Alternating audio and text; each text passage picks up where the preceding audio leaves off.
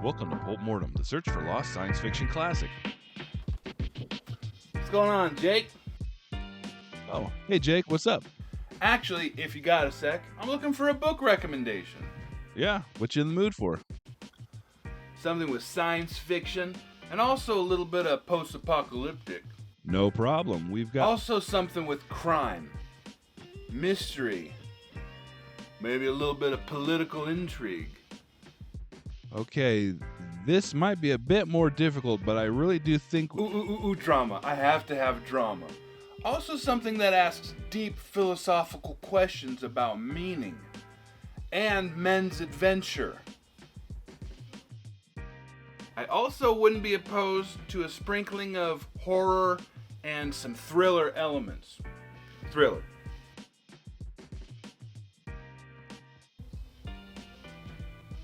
Okay, anything else? Yeah. Copious amounts of spice. No such book exists. But before we get to all of that, let's talk about the author. Robert Edmond Alter was an American author born December 10th, 1925. I dug and I couldn't find out much about Alter. What little information I was able to scrounge up is kind of suspect, and even the sources I found were like, take this with a grain of salt. He primarily wrote mystery and thrillers, but also dabbled in children's books. It looks like he wrote quite a bit for the Slicks and Pulps as well, Argosy in particular. His work hasn't been properly cataloged, so I couldn't tell you how many short stories he wrote, but we do know that it's probably over 40. He also wrote at least 3 crime novels, at least 14 children's books, and only 1 science fiction. Unfortunately, Alter died very suddenly in either 65 or 66 and only 40 years old. It's a shame because, obviously, he had so much more to give. Which brings us to Path to Savagery in the savage and dying world. Savage AF. Most of the survivors of the Great War were either flockers, who guarded their food, water, and weapons jealously, or Neanderthalers, who had totally reverted to barbarism. Falk was a loner. He had to keep moving, looking for a woman, yes, but also for something more. In a ruined city, in the huge, dank, flooded caverns of a gigantic department store, Falk found his woman, and also something more. Path to Savagery is an original story published only once by Avon in 1969. It is 174 pages, originally cost 60 cents. The cover is by Edward Soika. It's simple, but fantastic. It's the reason I picked this book up to review. There's just something about drowned cities that I love. Maybe I'm trying to recapture reading Candle in the Sun, I don't know. This book is quite expensive and usually sells for around $50. I'm going to try and make this review a little bit shorter because Eric from the Paperback Warrior has already reviewed this book. I'll include a link in the description to his review, and definitely check that out after this if you haven't already, because he covers sections of the plot that I'll purposefully avoid. So consider this video here a companion piece to his review. But what you should not check out is the movie that this novel inspired. I watched The Ravagers in preparation for this review. It came out in '79 and starred Richard Harris, Ernest Borgnine, Art Carney, and Ann Turkel. I usually love Richard Harris, but he sucked in this. In fact, everyone is horribly miscast. The acting is abysmal. The plot has been butchered beyond belief. But the worst part is this is so unbelievably boring. It does have the worst ADR I've ever heard in a film, which made for some unintentional laughs, but don't watch this. Don't watch this. But you didn't come here to listen to me jabber about a crappy old movie, so let's talk about the book. The writing in here is solid. Alter was good, never showing off, but adding just enough style to elevate the scenes. Let me give you an example. He paused and looked behind and around him, listened more than looked, because it was night, and the night was solid and heavy, and fitted everything it touched like a tight black glove. Alter ensured that the reader was constantly immersed, and he consistently engaged all senses. I couldn't put this down. The action in this book is tremendous. Falk is constantly in danger from the Neanderthalers, flockers, the elements, and just survival. As a result, he is never safe, and we feel that as a reader. We are constantly on edge. The journey he's on is gritty and violent and awesome. The third act in particular has the best setting and some of the best action that I've read in a long time. Eric talks more about that in particular in his review, so I won't dive into it. But yeah, if you've got that action itch, this will scratch you raw. Gross. The Path to Savagery. As I'm reading my notes here, this might sound a bit dumb. It's not in the context of this book, okay? But well, our protagonist, Falk, is semi-feral. He's well on his way to savagery, okay? Like, the Neanderthalers are complete barbaric savages without any shred of morality. They're just base urges. And Falk is not far off. For instance, he nearly rapes a woman and is stopped, but these urges, and they're driving him mad. That's not the funny part. What might sound funny is in the beginning, Falk is staying the night in a dilapidated home, and he discovers a tattered Playboy magazine. The centerfold image blows his mind.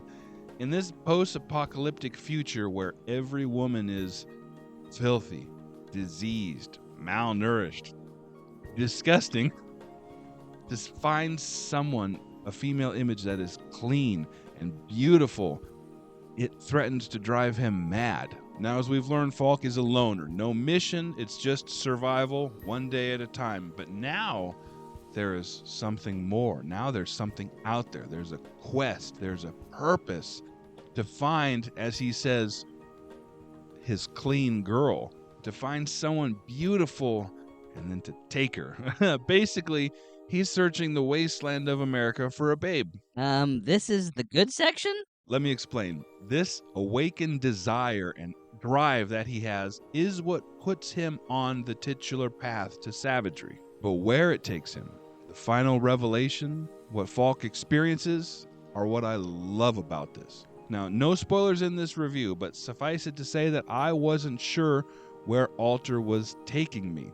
I didn't know how this would end, and I was happy with the depth of themes that are presented at the end. Surprisingly, with that premise, this book stays with you. The characters are fantastic. Alter writes great, believable characters. Even minor characters are fleshed out and they feel real. This setting, I am telling you guys, sunken cities just rock. I love them. Nuclear war has placed the Earth in a perpetual summer without rain. That's another reason why the movie sucked, because the first scene it's raining because they were too lazy to wait for a dry day. So stupid. Anyway, the polar ice caps have begun melting, and as a result, his journey leads him to this coastal city that has been partially overtaken by the sea. He has to navigate the ruins via this makeshift raft, and that's when he discovers a group of people that have turned a multi-story department store into a castle. They welcome him in. These are the first friendly people that Falk has experienced in decades. They have food, they have clean water to drink, and for the first time since Falk can remember, he feels safe. And then there she is, his clean girl. Now, obviously, it's not the same woman that was in the Playboy centerfold, but instantly he knows that she is the one that he has been chasing, the reason for his restless journey. So yeah, he's excited about that. Well, obviously. But soon he realizes that this group is not at all what they seem. He is drawn into a web of deceit, corruption, and murder.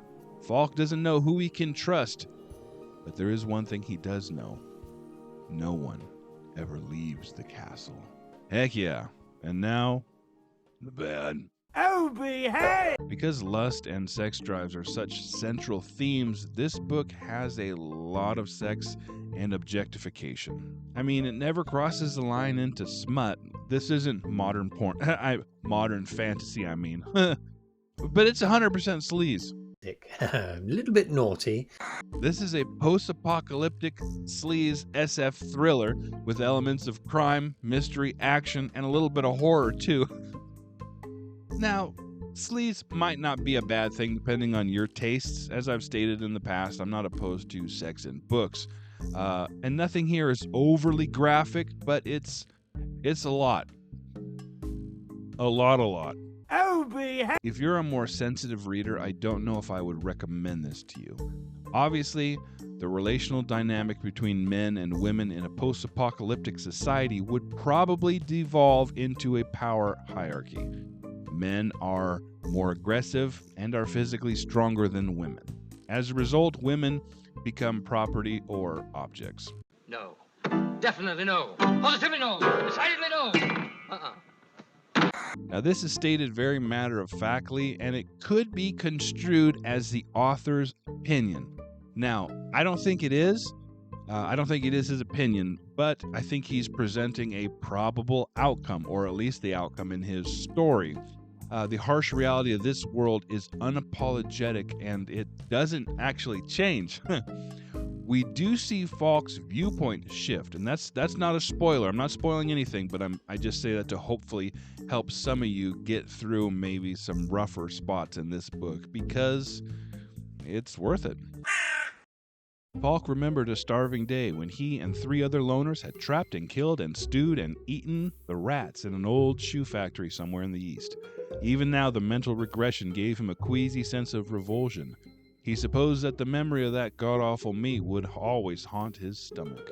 Sorry, Alter, but I've had rat stew before. I've had rat. And it tastes just like beef jerky. It's great.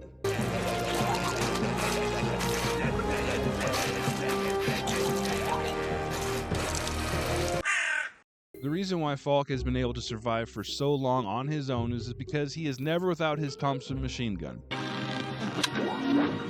Tommy-gun!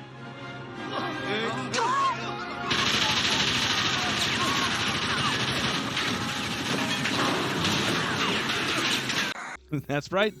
He's got a Tommy gun. And much to my delight, he uses it. All right. I believe you. But my Tommy gun don't. He also uses the heck out of some grenades later on. The action in this is super violent, pure men's adventure, overkill fun, and there is plenty of it. So what's the verdict? Personal collection. Strong personal collection. To summarize, I'll quote the great Paperback Warrior. Path to Savagery is nearly awesome. It begins and ends with total awesomeness. What's in the middle is just plain old great. Get a copy of this, but don't break the bank. $50 is too much. But if you see a copy of this out in the wild for, under $20, I'd say set down whatever else you're carrying and pick it up. And that is my review of Path to Savagery. Have you read this or anything else by Alter? Let us know in the comments. And I'm serious. Don't watch that stupid movie. As always, thanks for watching. I will see you all next time with the Insect Warriors. Merry Christmas, you filthy animal. And a Happy New Year.